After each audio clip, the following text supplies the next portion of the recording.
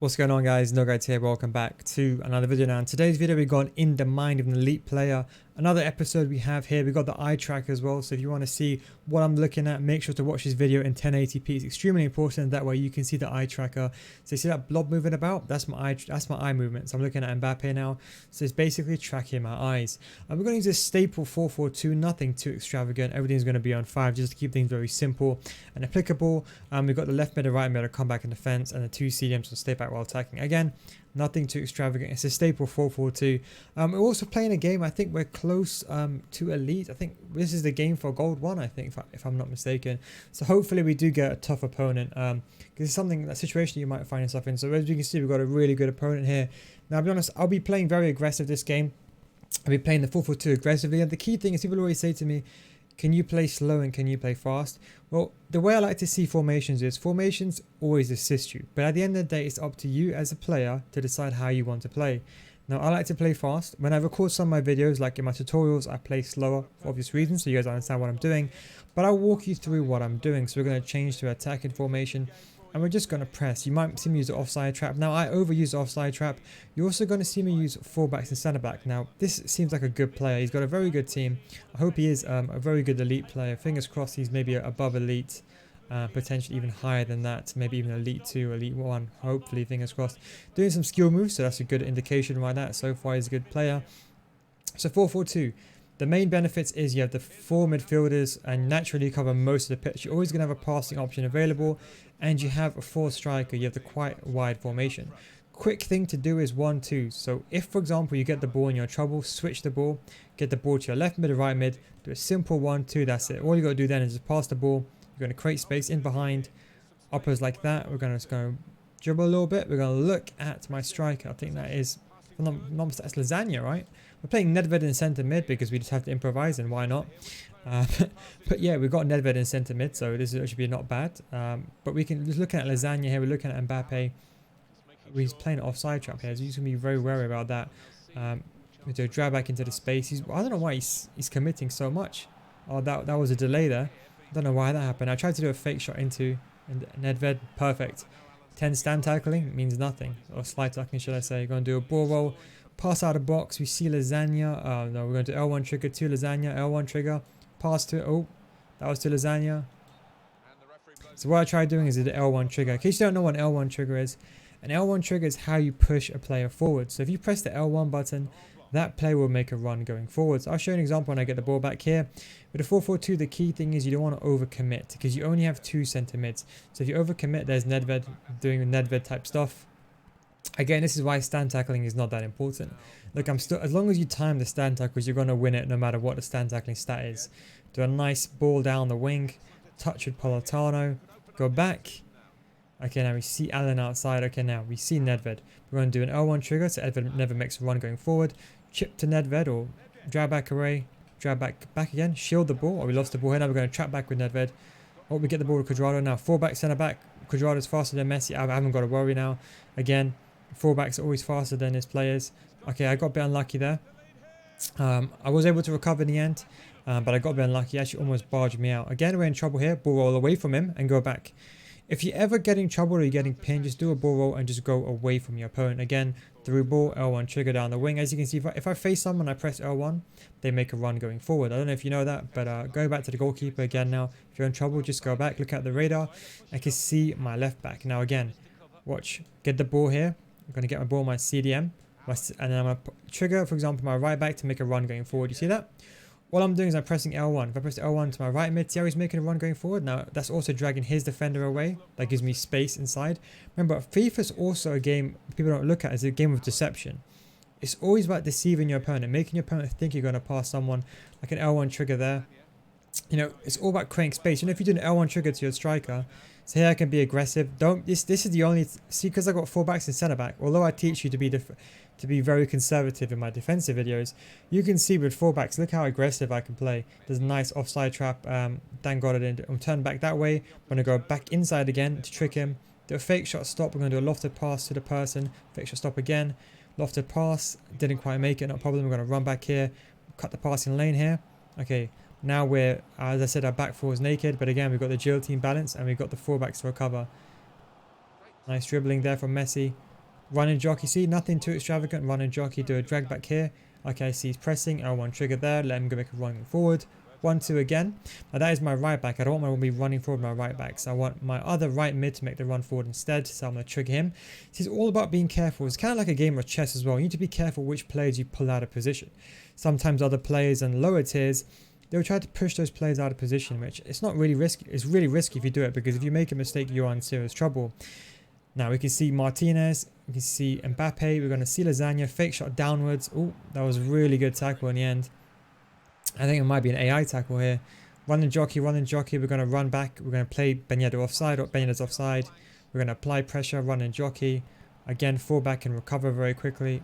Look at that recovery by the fullback. See your fullbacks, how quick they are, how agile they are. Messi left-footed, very unlucky. That was actually a very, very good play by him. I'd never expected that. See, that is what you have to be. You have to be unpredictable. I'll be honest, I never expected that. In all honesty, he should have scored there. L1 trigger down the wing again. Now we're gonna, as you can see, look, his left back is getting. I'm forcing him to choose a player. See, that's why the L1 trigger is so effective. Because look, if I press L1 button, if he doesn't mark that run, that player is through. Do you see that? So it's very important. L1 triggers. It's probably the most important thing that separates a gold player from an elite player. So we're going to look for the space, going to look at Mbappe. We're not going to brush towards him, let him come towards me. He's playing a 4-4-2. He's got his two strikers outside the box, so we can occupy the space. A good player here would bring the strikers back and defend with them first, but he's not doing that. Past Mbappe, fake shot backwards. Finesse shot. He did try moving the goalkeeper, was very unlucky. But again, the key thing is if something doesn't work out, just keep doing it. You know, people always ask me why I do a fake shot, it doesn't work. It's not meant to work every single time. If a fake shot works every single time, then your opponent can't do anything about it, and essentially it will be in theory a broken mechanic. So the key thing is you want to mix things up. Now he tried moving his goalkeeper, which is actually a very, very good thing to do. I probably would have done the same thing. Goalkeeper movement is kind of debatable this FIFA. I wouldn't really recommend moving your goalkeeper unless you really know how to. Okay, we had the ball with Lasagna. Ramos overlapping on the outside, so we want to do a ball inside and then go back out again, trick him. Nice. Okay, now we're in trouble. We're going to look at the radar. We can see our left back because we've got no one to pass to. We're going to go back down the wing again. Back to the middle. We can see Mbappe in the screen. L1 trigger to Mbappe, so to draw the defenders away. That will create more space for Lasagna. Back to, well, that was meant to be back to Mbappe. That L1 trigger, what I wanted to do there is I wanted to create space for Mbappe. See how you drags the line out of position? So L1 trigger there is a very, very effective technique to use. It actually distorts the back line because the opponent's AI almost single-handedly marks it. Pass there, fake shot around, shot should be a goal. If not, unlucky deflection. Try one more time. That's unlucky. We're going to run back here. So half time. Bit of a fast commentary as well. I got so many things to say. You might have to watch some of these aspects back. If you ever wondered, you know, how I did something, what did I do, just feel free to rewind the video. Maybe watch it back at 0.75 speed. That way you can see what I'm saying in real time. Because obviously I'm trying to explain what I am doing, and it's difficult to do that when the game, or especially at the pace I'm moving. So in contrast to my other video, it is really important. We're going to look at player ratings now. We're going to look at his team. He's got Jota, 5-star weak foot, and Ben Yedder. I think is that normal informed St. Maximin? I don't really remember. But if that is foot birthday, you might have Ben Yedder, Jota, and St. Maximin all have 5-star weak foot. He's got Ramos on the wing, and he's got Sandro. He's got SPC, so he's actually got a pretty solid team. There isn't really any weaknesses. I'm looking at Blanc and Seedorf, and I'm thinking, you know what, they're not the most agile of players. So if I can play a 1-2 behind him, it is pretty well. He's matching me for like 4-4-2. Now, if I really wanted to close the game out here, I would use a 4-2-3-1. But just for keep things simple, we're just going to keep the 4-4-2. But I would. Oh, that was a bad pass there. I didn't mean to do that. Now, tactical foul because it's kickoff. I don't care. I try to stop the play as much as I can. Run back. There we go. So I tried doing a tactical foul there in case I'll explain in a second once I recover from this situation. Run and jockey. Nedved, doesn't matter about stand tackling. Run and jockey. Occupy the space. Ben Yedder predicted he's going to go turn on his 5-star weak foot. Yeah, so what I did there, I did tactical foul. It's better to bring a player down and give a free kick, let the play reset. Kickoff glitch normally, or kickoff bug normally lasts up until the ball goes out of play for a set piece. So he's got his strikers on stay forward, so it looks like he really wants to get back into the game. Never make a pass like that. If you want to make a pass, you face a player and then you make a pass. If it's a difficult angle, you do a ball roll and you do a through ball like that. Never ever make a pass facing away from a player unless you know, for example, there's no risk involved. So you can see Mbappe there. We're going to do a simple Half drag back, do elastico. Oh, that was meant to be elastico, sorry. Hang on. Why is that not working? Maybe I'm inputting the wrong command. As you guys know, skill moves are not my forte in all honesty. There we go. Some of that. Drag back forward, fake drag back, finesse, far post. Good save. I did a fake drag back, so I pretended to go backwards to be unpredictable because I always go forward. And I created a space, and unfortunately it wasn't the best shots. It should have been a bit better. Again, I'm going to lob the ball out. Now I rarely do this, but I'm going to try actually. Let me lob the ball outside. Actually, no. I'm going to pass the ball here. Lob it now. Oops, that was actually not meant to be a cross. That was meant to be... Okay, we can see Messi one towards me. That's fine. We can see that player onside. Tried the offside trap. We're going to do a driven part cross into the box. And it's a goal. Big mistake you did there. An offside trap. Never do an offside trap when your opponent is facing you. For example, like here, do it like this. But never do an offside trap when your opponent has the ball on his feet, because he can very simply play a through ball. If your opponent is away from goal like that, it's a good time to do an offside trap. That way he won't be able to make a pass backwards without there being some element of a risk involved, if that makes sense. We're going to do a through ball now. Go back to Mbappe. We're going to see Neven. We're going to trigger Roberto Carlos now. Let him make a run. We're going to play for time with dribbling. Ball roll. Martinez, let him make a run going forward. Okay. Now we've got a throw in. So again, this is not a tip you can do. I like to drag another player here as a distraction, and he's not really marking it, but that's kind of how I like to normally push a player out of position. You know, it's all about deception. Again, L1 trigger. He's pressing me now. I've got to be careful. So he's pressing me. So I'm going to ball roll away from him. That's my fullback. I don't want to be aggressive now. I'm winning. Quick 1-2. Some step overs. Nothing too extravagant. We're going to do some drag backs just to kind of take his eye away from my Nedved in the middle. So what I'm doing is I'm deliberately doing a skill move to drift his eyes towards me, and that way you'll create space, or not space, but you'll create a situation. Let's get a good goal with Ben Yedder. Nice. Too much. Maybe. Nice. Go one. Nice. Lasagna let me down with the 81 balance. That's why I like players with good agility and balance. That 81 balance, you can see that in a full effect. Couldn't even dribble around that player. That's why agility and balance is so important. Look at these. See these fullbacks? You see why I use fullbacks? Look at the distribution.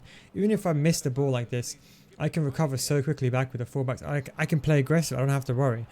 See how solid the fullbacks are? I've got Roberto Carlos up front. You know, I can bring a centre back if I want to. I can bring Renato Sanchez and I can run forward him. If he makes a mistake, I don't mind, because I can recover back. See, I've got fullbacks. Another tip as well, how you take free kicks. You can also bring a player close like that. So let me tell you this trick. If you want to do that free kick thing, when you press L2, that player will bring that player. If you press R1, it'll bring that player. Now, if you press R1 and then you do a fake shot, whatever you press with that person and you hold R1, that person will do it. So again, if I hold L2 and I press the pass button, that means the second player will make it. So that is how you do it, in case you're wondering. So the R1 button represents the third kick taker. The L2 button represents the second kick taker. So if you want the second player to run over the ball, you do a fake shot. If you want the third player to run over the ball, you do a fake shot holding R1. You see what I'm saying? So you have to hold the desired command. So if, for example, you held the L2 button and then you press the shoot button, that means the second kick taker will do a shot. We'll do a simple drag back away.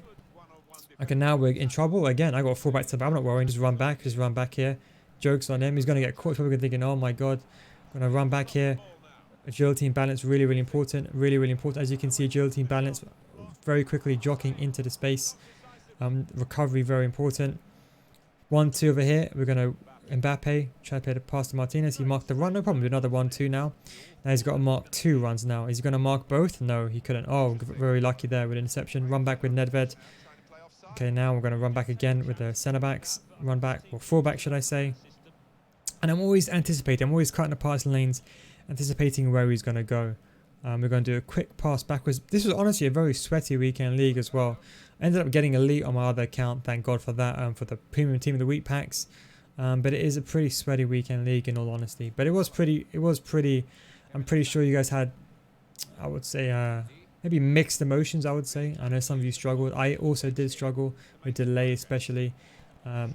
It's weird that by the time I'm recording this now, there is no delay again. Fullbacks, recovery.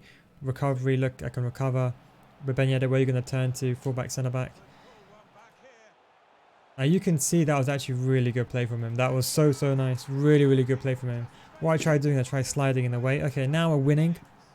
We're going to do down, striker, drop back. That means our 2 strikers are on balance. They're going to now come back on offense. Because it's a 4-4-2, they won't come back on offense completely. They'll just be a bit more reserved. There's a bit of a delay there. Hang on, what was that? So now we're winning the ball, so we're going to do hug the silence as well. Hug the silence is really good because your left back and right backs and your wide players, they stick very close to the sideline. Thus, you're making the pitch bigger and making it hard for your opponent to get the ball. Look how big the pitch is. Look at my right mid. You can see on the pitch. It's a very, very good effective technique for, I would like to say, as Mourinho would say, time management. So it's a very, very good thing to do. Don't forget it's all the left back and right backs and the wide players in the pitch that occupy the wide positions, not the central players. So it's only in a formation where there's wide players, like a wide cam or wide 4-4-2. We have the ball here. We're getting pressed. We're just going to run back now. We're going to run back. Now, if you're ever in trouble in the press, just bang it up. Literally bang it up. Now here, that was a mistake over there. We're going to try to recover this. Run back with our CDM. 4 backs to the rescue. 4 backs. 4 backs. Oh, what a chance. That was so messy. I'll be honest. I expected him to score that. I'll be honest. What I did is I positioned my... I'll explain to you what I did in the end. Another tip is you also use hug the sidelines in set pieces. So watch this. Let me tell you this trick that even pro players don't know that I discovered last year. You do hug the sidelines from here. Your 4 backs just split up. Look at that. Perfect pass to my 4 back. Even pro players don't know that. That's a NealGuides tip for you. Guarantee you learn a lot from that video. But anyway, that is just in the mind of an elite player. Kind of what runs through my mind, what I'm thinking about, you know, how I'm playing. I like to play aggressive football. Whether that means I can concede more goals and maybe get less wins entirely, I'm not really too fussed. I don't know why I had 75% possession. I don't really normally hoard that much possession. I can assure you. This messy chance, I'll explain to you what I was doing. So let me just remove this control just to make it a bit more aesthetically pleasing, because that looks really irritating. So look here. Now with the 4 backs, I was pushing him out wide. I knew Messi was left-footed, so with Cuadrado, what I did is I over-committed, and I positioned Cuadrado. So if he did like I was trying to position him just a bit like in front of him to cover that side of the goal. It didn't work out. In all honesty, it was a bad shot from him. The angle was really raw, and I think Cuadrado just put enough from him just to put him off, so the angle was too acute. In terms of the goals that we scored, they were very, very simple goals, nothing too extravagant. Simple pass to Mbappe, fake shot. This way he moved the goalkeeper. Really, really good thing to do there. A really good player would do it. In fact, I think moving the goalkeeper cost him. This is why moving the goalkeeper is not good, because if you don't let go of the right analog stick, they do this stupid dive animation. It was really, really good goalkeeper movement from him, but didn't really transpire in the end. There's the offside trap that he didn't do well. See, you never do an offside trap when your player is facing. This is the biggest mistake I see. If your opponent, for example, let's say I'm him. If the opponent is facing a player, you never do an offside trap ever. You never do that. That is the cardinal sin. Whenever you do an offside trap, only do it when your opponent is facing away. But you see, for example, I'm making a pass and he does a wrong offside trap, and that is very simply why that led to a goal. So do bear that in mind. That is pretty much it. In terms of Yotta's shot, it was a really, really good run by Saint-Maximin here. I thought I did just enough there. I pushed him out wide. Nice ball all away from me. Very, very unlucky. Did now a nice elastico as well. Very, very good play. I'm actually, it's been unfortunate we didn't go to extra time. Would have been a good game in extra time. But anyway, that is it. That is gold 1, I think. So that's pretty much it for this video. This is the gold 1 example, because this is probably an opponent you guys probably face. Just to give you a bit of a perspective on this, I think this guy's maybe more towards elite than gold 1 in all honesty. But anyway guys, thank you very much for watching. Take it easy, and I'll catch you in the next one. Peace out.